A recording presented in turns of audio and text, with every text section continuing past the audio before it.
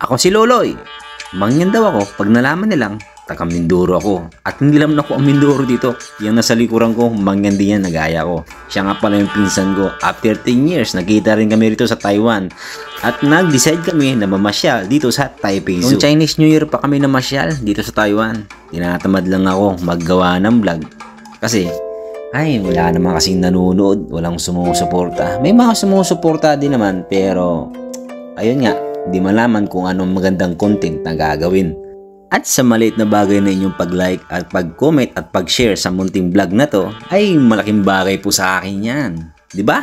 Mandin!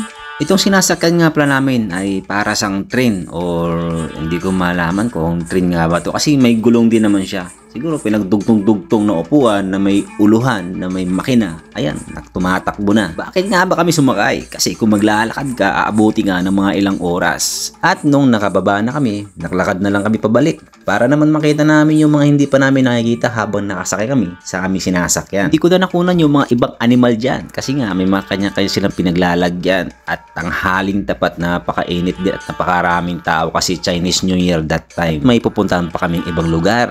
Kaya marami pang mapupuntahan ang dalawang mangyan, mga kabayan. At nagtataka ako sa dalawang camel na to. Sa lahat ng camel lang nakita ko nung nasa Saudi pa ako, dito itong camel lang yata ang wala sa diserto, puro damuhan. At sa hindi inasahan habang naglalakad-lakad, nabangga na si Ating ng mga batang inihila ng kanilang amahin. Dahil mabait si Ating, okay lang yan. May pugi naman dalawang naglalakad, dalawang mangyan. At ito nga pala yung video kanina na dapat inilagay ko sa unahan. Bago kami nakarating ng cable car, ito muna ang aming pinagdaanan. Napakaraming tao. Halos isang oras din kaming nakatayo sa gitna ng arawan. Ayan, makikita nyo kahit nasa unahan na, marami pa rin tao kasi nga gustong maranasan ang cable car na to. Ayan na guys. Sa mga hindi nakakaalam nga pala, no, hindi namin alam ng aking pinsan kung paano pumunta rito. Ang pinaka-the best na ginawa namin, nanood kami sa YouTube at kung paano sumakay din sa car na to. Ayan, di bali meron kami isang kasamang chikwa dyan, lalaki. Mabait siya, kaya nung nakisuyo kami, nakuna kami ng picture, video, ginawa din naman niya. Kaya salute sa'yo. Salute, bakit salute? Dapat saludo sa'yo. Ayan, tara, samahan nyo kami. Tingnan ang taas ng Taiwan. At dahil nga mangyan kami, hindi namin alam kung saan kami magsisimula kumuha ng camera o video. Parang remembrance nga, ika nga, bago bumalik sa aming pinanggalingan ng Mindoreño.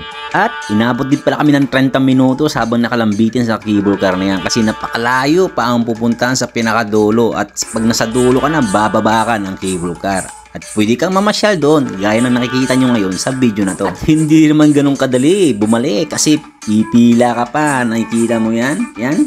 Doon pa kami. Ayan, doon pa. Napakahaba. Bago ka makakabalik sa pinanggalingan mo. Kasi kung lalakarin mo, ang layo din naman kasi puro bundok na ang madadaanan mo. At sabi nga nila, pag may nilaga, makakauwi ka. O, tika, hindi pa kami uuwi ng pinsan ko. Pupuntahan pa namin yung tinatawag nilang Kastilyong Buhangin pala. Mapagsamantala. Luha ang dala. Kaya't wag nating ewan ko, ito na nga yun guys. So, abot na kami ng gabi dyan kasi hindi namin alam ang papunta sa lugar na to. At maraming salamat sa 3 minuto nyo. Bye bye!